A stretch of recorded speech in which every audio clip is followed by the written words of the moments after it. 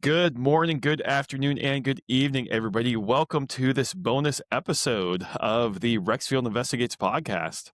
I'm your host, Ronnie, and I'm here with our CEO, Steven. Welcome. Long time no see. Thank you. Yep. Yep. So, got a very surprising message from you last night to my email account.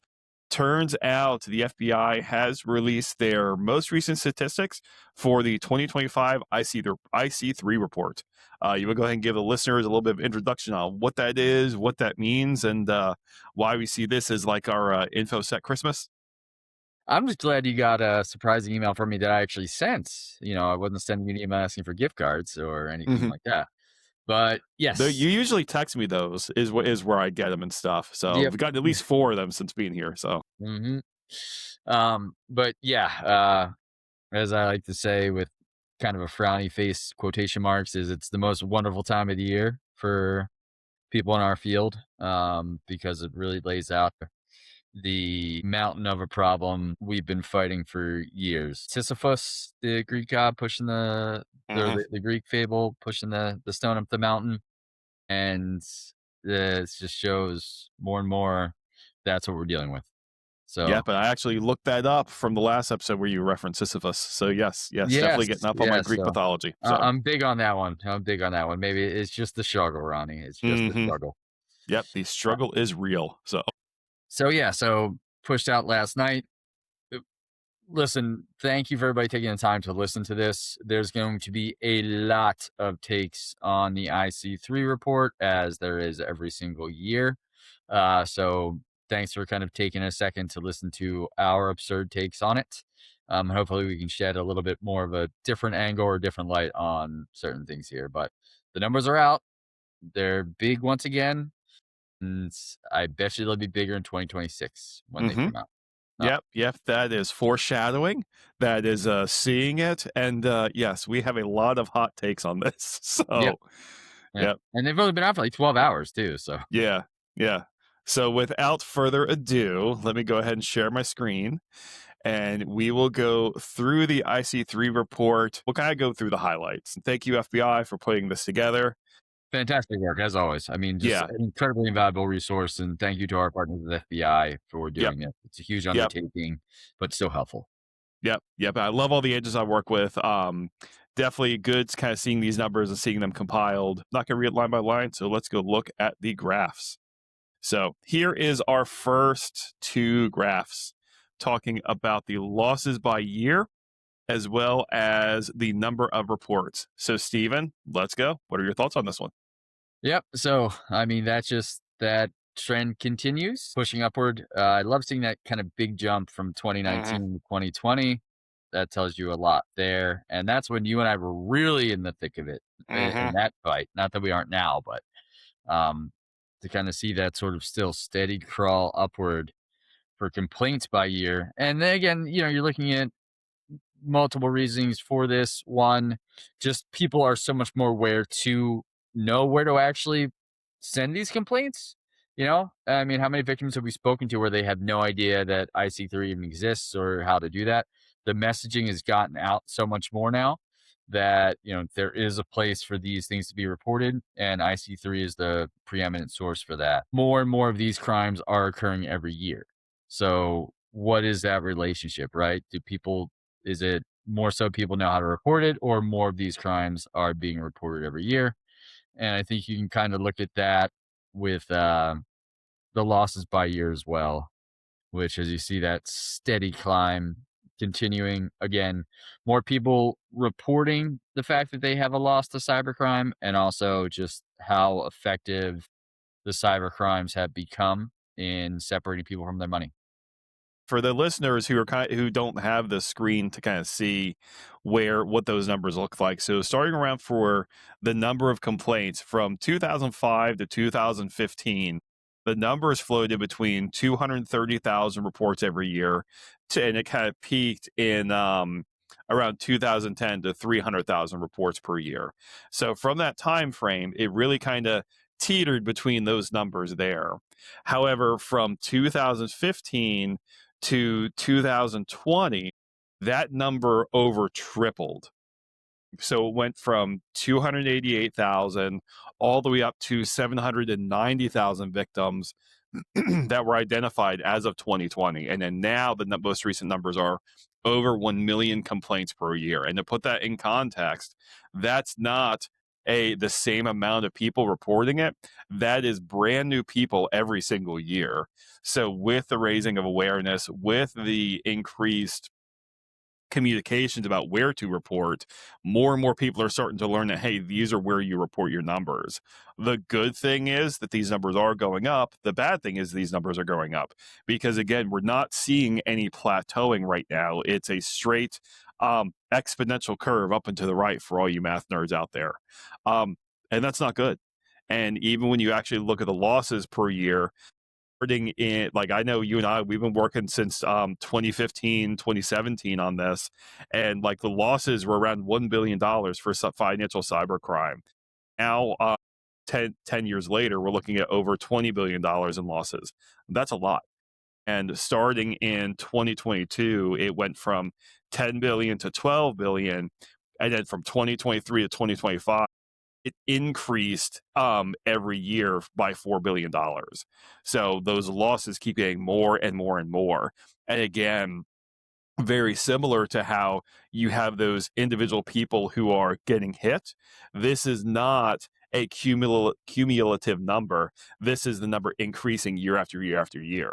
And that's something that's very important to know, is that these numbers, you can add these across the board and know, okay, we have lost a ton of money. And that's one of the biggest takeaways here, is that when it comes to these losses, they're just keep going up and to the right. And again, you can easily see the exponential bell curve on this, that the losses are getting more and more every year. So, and that's not a good thing. And we need to, and in the United States, that's something we really need to start thinking about, is how can we start bending that upward curve and start flattening that? Because again, for the last 3 years in a row, there's been in the same amount plus another 4 billion in losses on top of that. So it's something we're all feeling right now. Yeah. And more so, the complaints per losses, you know, complaints to me, like, that can kind of, you can wash that in a certain number of ways, but the losses don't lie, Mm-mm. right? Because you have a more aware populace, you're going to see more of those complaints rise up because people are seeing it and they know to report it. Whereas losses are actually successful attacks, right? So that's your measure there. And when you look at it, it just, yeah, Yep. it's Yep. depressing. Yep. It's Um, up and to the right. mhm. And I know we were talking about this on our call last night, but I know I've talked to at least two therapists about these numbers in the past. So it's definitely very depressing. And just real quickly touch on this. This is the same route all federal law enforcement should be taking with collection, analysis, coordination, public awareness, and that's also the same sort of playbook that we have at Rexfield. Is that same sort of thing? So we want to do an intake, see what's going on with the actual cybercrime. We analyze and investigate. Referral and enhancement. That's exactly what we do with all of our strategic partners. And then we work on that coordination, whether that's within our own team or our strategic partners. And then we're doing the public awareness right here. So Yep. we model that Absolutely. same exact model. And I think that is a very thorough and great model that should be helping this fight. But, there's obviously tweaks and enhancements we have to do along the way. But Yep. yeah, I want to touch on that. Yep. And the more we push out, the more information we kind of talk about this, the more people are able to understand how these things work. Hope so. So, yep. So let's go We ahead need and to get take a look at. billboards. We need to get billboards. So I was seriously considering getting billboards on some of like the anti-scam education stuff, and just kind of putting billboards up in my local area so that people knew, okay, I'm hit with a scam. Where can I go and actually like get courses for that? So I seriously gave that a good bit of thought and like was researching prices on that. So You should be taught it in high schools. They're hmm really pushing like high schools to teach financial literacy. hmm Well, they should have anti-scam education in high schools. I will go on record saying that. Send me to Congress. definitely, I agree. And also, let's go ahead and actually talk on schools, because this is a good reference. So we also see a lot of cases where sextortion is growing. But Yeah. when you look at those losses, you can see that of people who were under 20, there's only 31,000 complaints. and that equated to around $67 million in losses. So when you look at those losses by age, you're starting to see a very big bell curve towards those who are 60 and older. So, Stephen, what are your thoughts on that? Kind of looking at these losses here, with the 7 billion in losses for those who are 60 and over, 40 being 3 million or 3 billion, and then a couple $100,000 under 20. So, what are your thoughts on that? So, I mean, in terms of the exposure of our population, and then also the, uh, I feel like the younger generation, particularly 20, 29, under 20, they do come in with that more skeptical mindset as having kind of grown up in this time frame, so they can kind of see those the forest for the trees with these fraud schemes and the cyber attacks, where they know, to be skeptical of everything. Whereas potentially older generations could be a little more vulnerable to these fraud schemes. But also think about the inverse too, right? You have the younger generations oftentimes not wanting to speak up when something does happen, right? Just to ignore it. Hopefully it goes away. Don't say anything. Don't speak up, because as one of our favorites sayings is, the squeaky wheel gets the grease, and not everybody wants the grease. Hmm. So I think here you have a different mindset of people, willing to talk about it, willing to put out there, and then the younger generation not necessarily wanting to come forward with a lot of these things that are happening too. Yep, absolutely, absolutely, and yeah, it's just something important to know that there's definitely different generational gaps on that. All right, so we are moving along. So let's take a look at crime types Yep, and and this kind is of what where the this is where complaints I'm look gonna like. go ham. This is where I'm gonna have some hot Okay. takes, but Yeah, yeah, and it's kind of a little bit of foreshadowing here. It's definitely going to be interesting with how the numbers are going to pan out versus the actual losses. So, Steven, all you, man, go. all right, let's start with our favorite business email compromise down there at 24,000 complaints, right? Significantly less than some of these other things in there. But if you jump ahead to the next page, it is number 2 in losses, right? Yeah. So, as I like to quote agent from Alabama I used to work with, he would say, "What does that tell you?" Real loud. "What does that tell you?" And so, what that tells me is that business email compromise is still the most lucrative form of cybercrime out there, though it's not the most in terms of actual loss.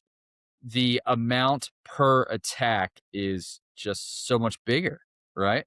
So when Hmm. you're thinking about that, is when you become a sophisticated cyber criminal, right?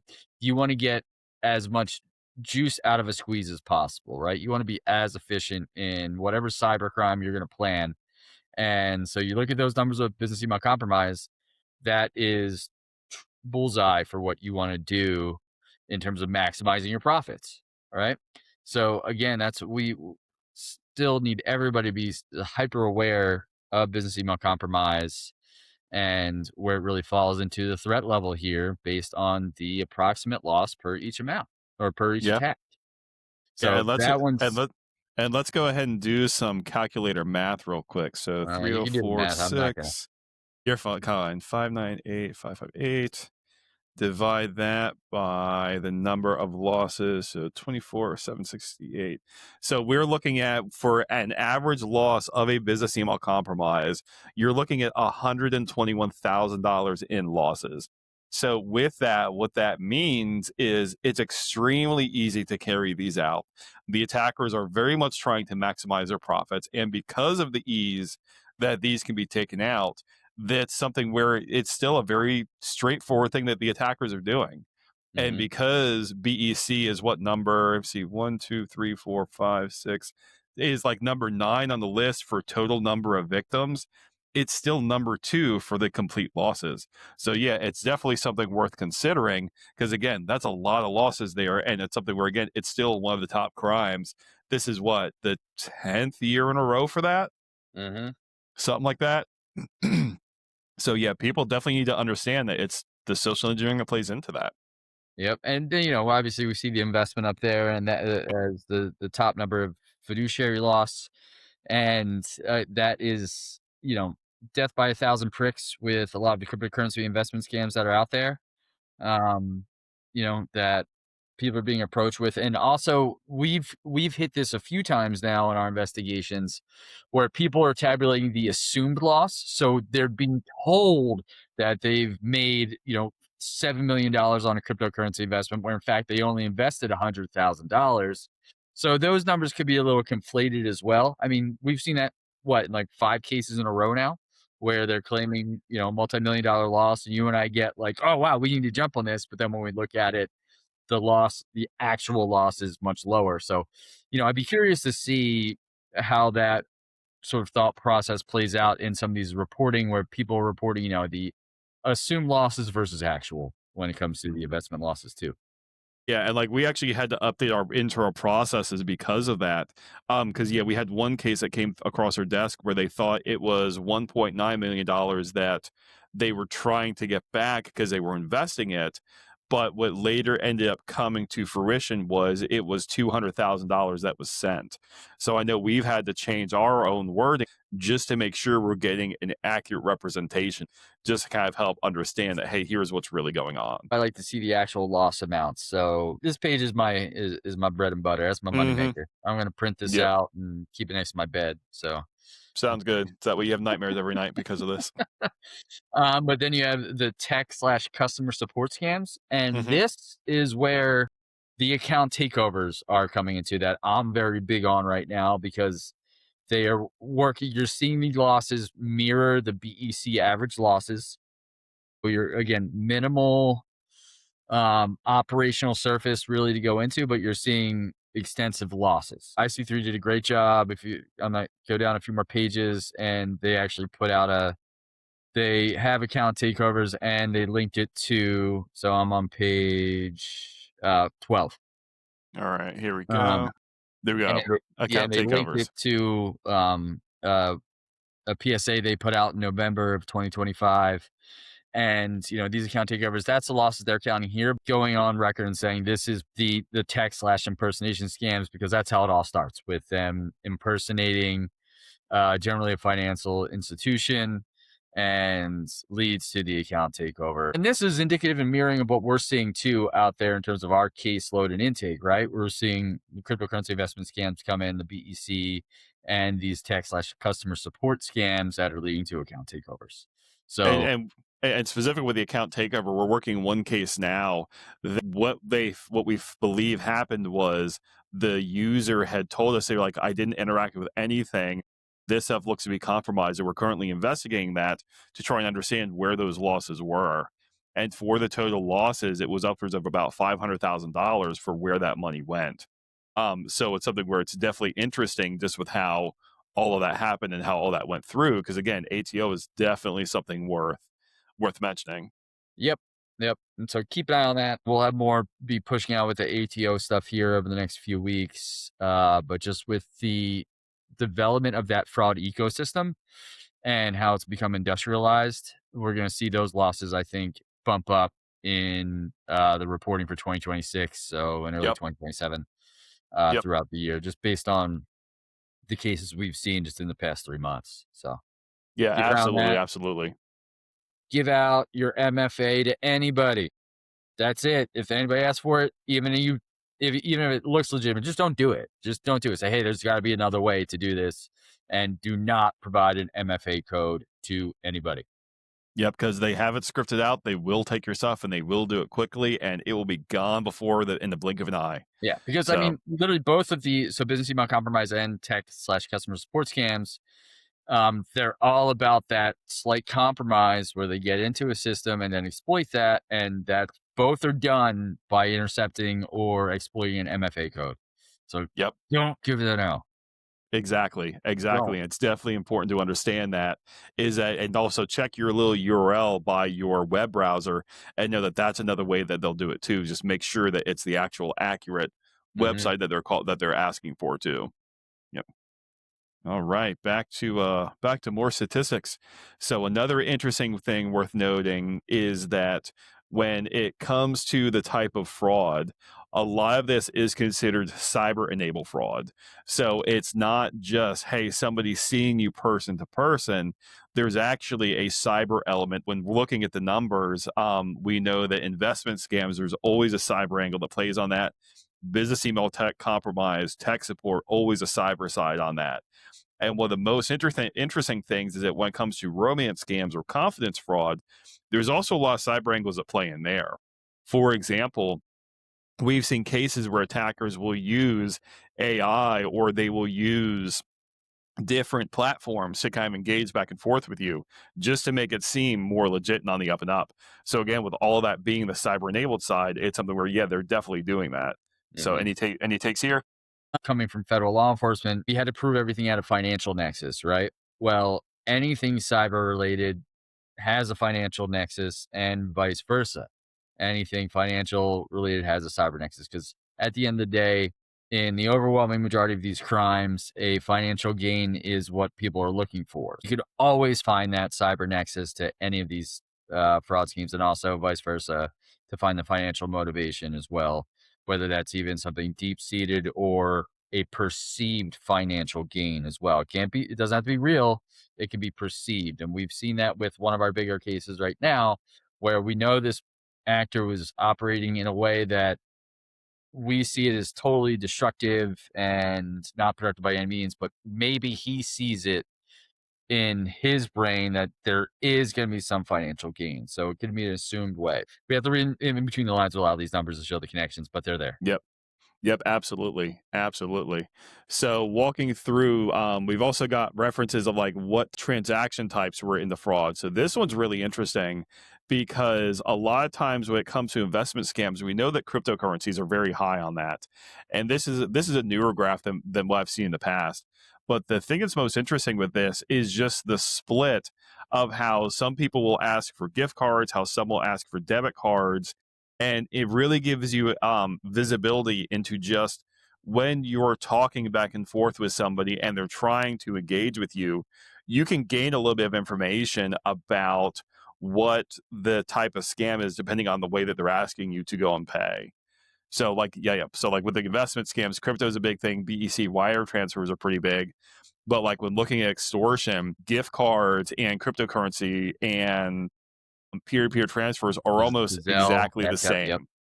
So, I have a question. You mhm, might be able to answer this, and I think we kind of touched upon it a little bit. But so I think we talked about it last night is how these are labeled in the system that mhm, generates the reporting. So with the confidence slash romance scams and then the investment scams, oftentimes we see the cryptocurrency investment scams begin in a romance scam angle, right? So I don't know. Can you give some insight onto where you may think that intersects, or do you mhm. think that just based on how they have to do the labeling and reporting, that's why it splits, or you think they should maybe be combined a little bit?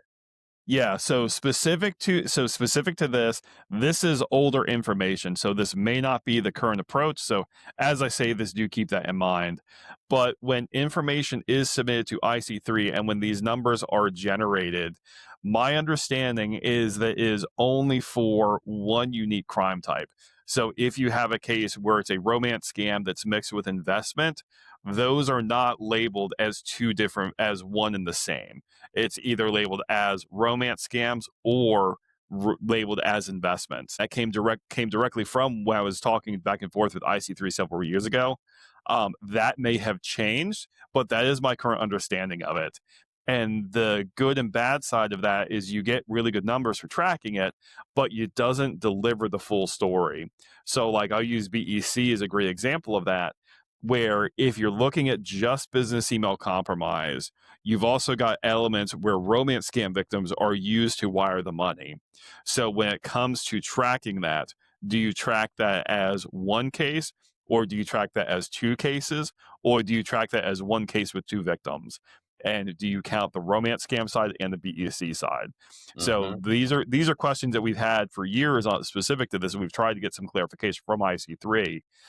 But just as you're going through that data, it is just important to kind of keep that in mind. So, Nailed it. Nailed yep, it. And I'm cool. looking at the four. So investment, BEC, confidence, romance scams, and extortion. And I can tell you, I've seen cases where every single one of these are involved in one case, right? So you'll have what started out as a romance scam, right? They convinced the victim to send some cryptocurrency that was maybe for some type of investment. In that same fraud scheme, the romance scammer also convinced the victim to maybe send some explicit photos of themselves. Now the romance scam victim is becoming aware and wants out of this whole relationship. However, the bad actor says, well, no, you're going to remain in this. You're going to open a bank account, or I'm going to release those explicit photos. Now, open the bank account. It's going to receive a big payment. You take your little cut, and that's actually BEC funds. So, real quick, bing, bang, boom, four of them, all in one case, all interconnected. And, my whole takeaway from this report and everything we're seeing is that all of these ecosystems are connected. Mhm. Yep, and with that connection, yeah, it's not just and like with those, like it's not just that. Like I know I've seen on the tech support side where when gift cards are sold, they're sold on different platforms like No One's or they're sold on Paxful, where you can go and convert that over to cryptocurrencies. And we have direct evidence that a lot of times when you have the Indian tech support scams and they receive their gift cards, that gets sold to a lot of the Chinese markets. And with that money, that gets washed for pig butchering scams. So you now have an element where there's links between the Indian tech support side and the gift card laundering system that directly ties back to those ecosystems. Again, are they working directly? No, but again, your funds are directly linked there. As you mentioned, yeah, having BEC linked with the romance scams mixed with all those other ones, it's definitely worth throwing out that yeah, these things are a lot more linked than people realize. They're not. Another analogy I like to give is they're not their own islands. It's kind of like all intermingled and connected. Again, my favorite meme of all time is Charlie Kelly from Always Sunny in Philadelphia, where he's got that big chart in the background with all the different things connecting it, and he's just losing his mind.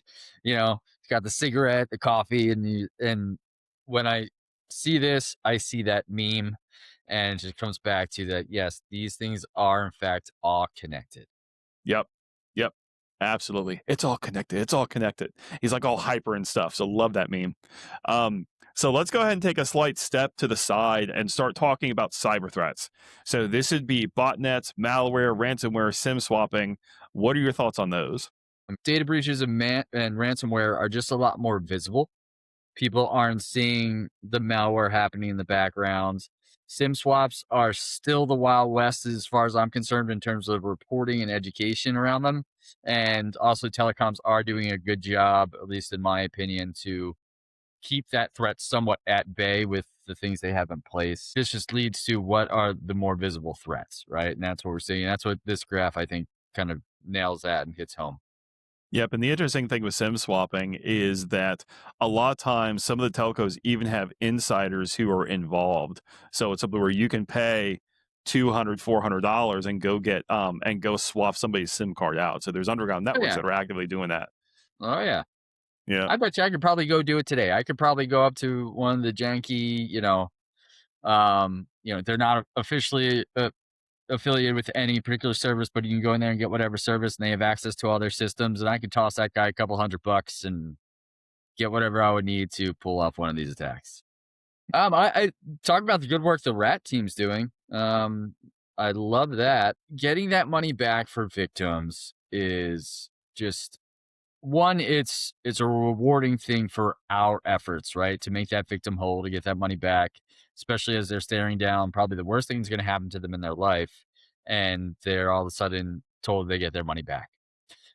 So great work by the recovery asset team, great work by the Secret Services JIOC team, the money hunting desk, and the BEC mission desk to go out and try to get this money back after these happen. I know it's a reactionary form of investigation, but at the end of the day, that is helping people so much, recover from these.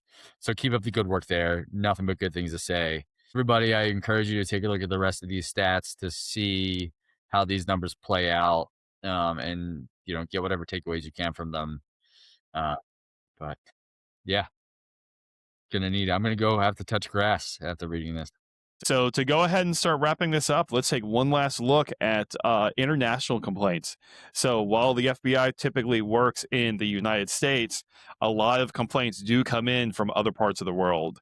So looking through here, we've got references of Canada where there's been crimes that have happened in India. And one of the statistics I always thought was interesting was that when it comes to reported countries, more than 200 countries have reported in like where a lot of these complaints are coming from. And to put that into numbers, that's pretty much every country on the map. That's pretty much every country in the world. This isn't just a United States problem. This is a global problem and a global issue. Looking at the location where the international destinations for wire transfers happened, what are your thoughts on those? Because I see a couple interesting hotbeds for where money's going through. Mm-hmm. Yep. It's what we see with our investigations, right? Uh, Obviously Hong Kong, right? How much money have we in our career chased through Hong Kong? Mm-hmm. Um, Mexico, kind of a big step up. Indonesia as well. But yeah, it all rings true to me. Costa Rica. That's actually a surprising one. It tells that story. The banking infrastructure is so easily accessible for our bad actors, and you can probably take that and mirror that over these numbers, and it'll show you that. So the easier it is to do banking, the more oftentimes you're going to see the money laundering go through those general areas as well. So something that we keep a focus on, we do see, and something where as Rexfield and other groups that do this, we need to challenge ourselves to create better relationships with these countries to work that back because we have to work together. That's where the money's going. We all know this is a global network that we're dealing with. It's not just one dude sitting in a basement somewhere, as I've said millions of times. It's a globally connected world here, so Yep, we have to treat it as absolutely. such. And having those international partners who are fighting the crime right there with you is definitely the ways to do it. So another day, another hot mess, and another day of not sleeping. So Yep. Just I hope it gives people solace to know that companies like Rexfield and the FBI and federal law enforcement agencies and global law enforcement agencies are out there to assist and help with these. You're not on an island. You're not alone. If something happens, report it to IC3, reach out to us. We're here to help, and we're here to at least try to stem the tide a little bit. And maybe 1 year we'll be successful and we'll see that. yep, see it kind of start tilting to one way. So all right, Stephen, we are wrapping up. Any last parting words? I'm good. Everything's connected, everybody. Everything Yep, is connected. yep, just like that. It's always sunny in Philadelphia. Remember that meme of them all Mhm. pointing around. I'm going to replace So all this and just hang that up back there. that's fine. That's fine. Maybe one of these days. I know I have a big frog over here that I used to use for recording. So maybe we'll try and get you a big one of those. So all right. And with that, that is it for Rexfield Investigates. Thank you, everybody, for listening. Make sure you hit that like, subscribe, follow, whatever it is that other content creators say. Make sure you check us out at rexfield.com. Take care, everybody.